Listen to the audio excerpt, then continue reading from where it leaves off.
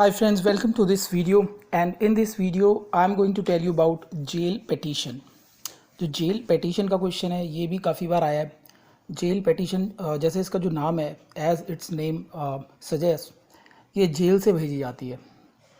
और कोई भी आदमी, पर्सन, व्यक्ति, इंडिविजुअल जो जेल के अंदर बंद है और वो इंडिजेंट पर्सन है मान लीजिए, या फिर उसके पास मतलब उसको रिप्रेजेंट करने के लिए कोई भी एडवोकेट ऑन रिकॉर्ड, वकील वगैरह उसको नहीं मिला, बट फिर भी वो अपनी जो पेटिशन है कि वो जेल में क्यों बंद है वगैरह आर्ग्यू करना चाहता है, वो हाई कोर्ट के लिए लिख सकता है.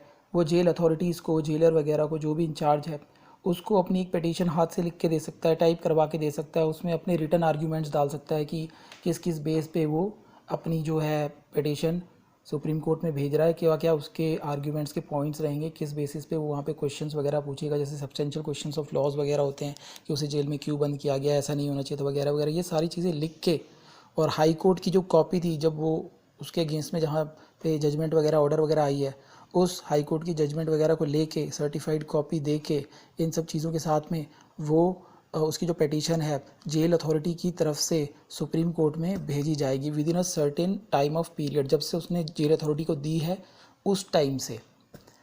अ true copy of judgment of court immediately below is required to be filed. यानी कि जो जेल अथॉरिटीज़ वगैरह को true copy of judgment under order 20 rule 5(1) जो सुप्रीम कोर्ट के रूल्स हैं उसके अंडर में एक जजमेंट की कॉपी जो है वो भी फाइल करनी पड़ेगी. In case petition appeal has been filed after expiry of the prescribe period of limitation. जैसे मैंने आपको बताया था, इसमें अगर थोड़ा ज़्यादा टाइम लग जाता है after prescribe period of limitation, यानी जब उस बंदे ने लिखी एप्लीकेशन रजिस्ट्रार और जो जेल अथॉरिटीज़ को दी, उसके बाद वो डिले हो जाती है उसको वहाँ सुप्रीम कोर्ट में भेजने को. An application for condonation of delay be filed. उसके लिए फिर उसे कंडोनेशन ऑफ डिले कराना पड़ेगा. जैसे कोई भी हाई कोर्ट वगैरह में कोई डिसीजन आता है, ऑर्डर आता है, एक पर्टिकुलर टाइम के बाद ही उसे सुप्रीम कोर्ट में ले आना होता है. ठीक है, एक पर्टिकुलर टाइम के बाद अगर आप नहीं लाते, प्रेस्क्राइब टाइम के बाद नहीं लाते सुप्रीम कोर्ट में, तो उसमें क्या होता है कि एक डिले कंडोनेशन के लिए आपको एप्लीकेशन देनी होती है. सेम वही चीज़ है, जो बंदा जेल में बंद है उसने एप्लीकेशन लिख दी और हाई कोर्ट के ऑर्डर के बाद से ज़्यादा टाइम हो गया उसकी एप्लीकेशन सुप्रीम कोर्ट में आने के लिए, फिर कंडोनेशन ऑफ डिले की एप्लीकेशन रजिस्ट्रार कोर्ट के पास लग जाएगी.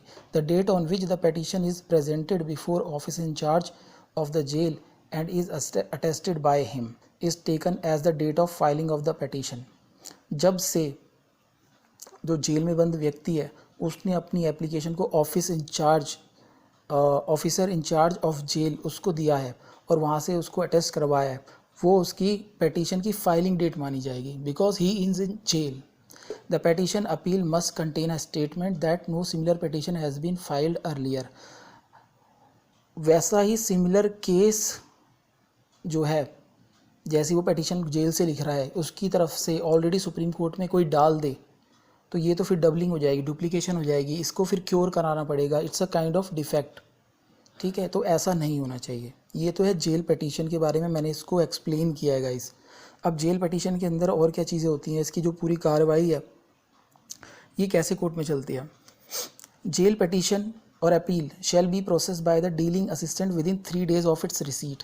जेल अथॉरिटी की तरफ से हमारे पास जो है पेटिशन वगैरह आ गई, सुप्रीम कोर्ट में मिल गई, जो डीलिंग असिस्टेंट्स है उसके 3 दिन के अंदर उसको इसे प्रोसेस करना पड़ेगा. Concern department of state, courts, jail authorities shall be informed forthwith. फिर क्या होगा, हमारी तरफ से जो कंसर्न पार्टीज़ हैं जहाँ से वो पेटिशन वगैरह आई थी, हम उन्हें इन्फॉर्म कर देंगे कि हाँ भैया आपकी जो केस है वो हमारे यहाँ फाइल हो गया, हमें मिल गई है इन्फॉर्मेशन इस चीज़ की, उसको हम इन्फॉर्म कर देंगे. Registry shall process the case. Registry case को आगे प्रोसेस करेगी. The registrar shall call and arrange relevant documents for determination of the petition from the concern court. ये रजिस्ट्रार की जो मैंने आपको बताया था, ये रजिस्ट्रार के पास में कौन सी ड्यूटीज़ वगैरह होती हैं, वो कौन से मैटर हैंडल करता है. उसमें एक मैं था जो भी पुराने जो मतलब जो दूसरी अथॉरिटीज़ के पास में केस से रिलेटेड डॉक्यूमेंट होते हैं उनकी इंस्पेक्शन करना, उनकी डिस्कवरी करना, या उनके जो रिकॉर्ड्स वगैरह थे उसको सुप्रीम कोर्ट में लाना. तो ये चीज़ वही है, रजिस्ट्रार जो है रेलिवेंट डॉक्यूमेंट्स को अरेंज करता है, प्रिपेयर करता है, सुप्रीम कोर्ट में मंगवाता है. The registrar shall arrange an advocate.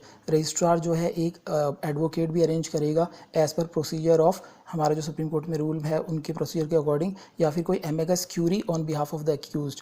तो ये भी हमने जो रजिस्ट्रार के मैटर से उसमें देखा था. ये जो रजिस्ट्रार होता है ये supreme court legal service committee या फिर सुप्रीम कोर्ट की रजिस्ट्री है, उसके थ्रू जो जेल में बंद पर्सन है उसके लिए एडवोकेट या फिर एमिकस क्यूरी को अपॉइंट करवाया जाएगा। The petition with certified copy of impugned judgment, जो भी पेटिशन भेजी जाएगी, चाहे वो अपने हाथ से लिख के भेजे, टाइप करा के भेजे जेलर वगैरह के थ्रू, उस कॉपी के साथ में certified copy of impugned judgment भी आएगी जो उस पार्टी के अगेंस्ट में आया था। ठीक है guys, shall be sufficient for the registration, यानी कि अगर और कोई डॉक्यूमेंट नहीं है तो भी पेटिशन के साथ में इम्प्यून्ड जजमेंट की सर्टिफाइड कॉपी तो होनी चाहिए ताकि मैटर को कोर्ट में लिस्ट किया जा सके। If any defect is found, अब वो डिफेक्ट बहुत सारी तरीके के हो सकते हैं कि मैटर में, ठीक है, उनके लिए डिले वगैरह भी कराई जाती है और उनको डिफेक्ट्स को क्योर भी कराया जाता है, पर ऐसे डिफेक्ट्स की इन्फॉर्मेशन जो है जेल अथॉरिटीज़ को, एमिकस क्यूरी को और उस पार्टी को ज़रूर दी जाएगी कि आप अपने डिफेक्ट्स को क्योर करवा लो एक with in particular prescribe time period के अंदर। अगर उनको इन्फॉर्मेशन देने के बाद भी डिफेक्ट्स को क्योर नहीं कराया जाता या नहीं हो पाते तो भी सिर्फ डायरी नंबर के साथ ही अनरजिस्टर्ड ही उस केस को कोर्ट में लगाया जाएगा और ऑफिस रिपोर्ट के अंदर सारे डिफेक्ट्स की इन्फॉर्मेशन दी जाएगी। उसके बाद है 10th पॉइंट मैंने छोड़ दिया है। 11th पॉइंट है in case the documents are in vernacular language, जैसे मैंने आपको बताया कोई उसका मद्रास में है, पंजाब में है, कोई कहीं और है, वो अपनी लैंग्वेज में पेटिशन भेज रहा है, ठीक है, the same shall be translated in English at the registry, तो जो क्या है रजिस्ट्री के थ्रू उसको इंग्लिश में ट्रांसलेट करवाया जाएगा। इफ़ द पेटिशन इज़ फ्रीवलस, और अगर वो जो पेटिशन है वो रीजनेबल नहीं है, फ्रीवलस है, कंटेन स्कैंडुलस मैटर, यानी कि उसमें बस बेहिसाब की चीज़ें दी गई हैं जस्ट वो देने के लिए और उसमें कोई दम नहीं है केस में, रजिस्ट्रार चाहे तो उसको डिक्लाइन कर सकता है, एक्सेप्ट नहीं करेगा under order 15 rule 5 and communicate it to the petitioner, और पेटिशनर को बता देगा कि आपकी जो एप्लीकेशन है वो फ्रीविलस है, उसमें कोई जो ग्राउंड्स हैं उसमें कोई मेरिट ही नहीं है। The fact that petitioner stands release from prison, अगर केस जब हमारे पास सुप्रीम कोर्ट में है उस दौरान हो सकता है कि वो जो पेटिशनर है जेल से रिहा हो जाए, वो वापस वो जेल से बाहर आ जाए, ठीक है। इन केसेस में क्या होगा, वो जो पेटिशन सुप्रीम कोर्ट में चल रही है वो इनफ्रक्चुअस डज नॉट रेंडर इनफ्रक्चुअस, वो इनफ्रक्चुअस नहीं हो जाएगी, वो बेकार नहीं हो जाएगी, उस पर कार्रवाई तब भी चलती रहेगी, पर उसके जेल से बाहर आने की इन्फॉर्मेशन सुप्रीम कोर्ट में देनी ज़रूरी है। ठीक है गाइस, इस चीज़ का नोटिस सुप्रीम कोर्ट में ज़रूर दिया जाएगा कि हाँ वो पर्टिकुलर पर्सन बाहर आ चुका है। In case of default in compliance with directions of the court, court ने मैटर के अंदर कुछ डायरेक्शंस दी हैं, ठीक है, वो दूसरी पार्टी को माननी है, उसी पार्टी को जिसने केस फाइल किया हुआ है, लेकिन अगर वो उसको कंप्लायंस नहीं करती, उसकी बात को, कोर्ट के डायरेक्शंस को मानती नहीं है, उसे अवॉइड कर देती हैं, ठीक है, जो कि रूल्स के अकॉर्डिंग उसे मानना चाहिए था, उस केस में इन सब चीज़ों को कोर्ट के सामने बताया जाएगा और फिर कोर्ट से अप्रोप्रिएट डायरेक्शंस ली जाएंगी कि अब क्या करना है उसके आगे, कि जो हमारी जो डायरेक्शंस था उसका कंप्लायंस नहीं हुआ तो फिर कोर्ट उसके बारे में और फर्दर डायरेक्शन देगा, ऑर्डर देगा, same thing will be informed to the petitioner.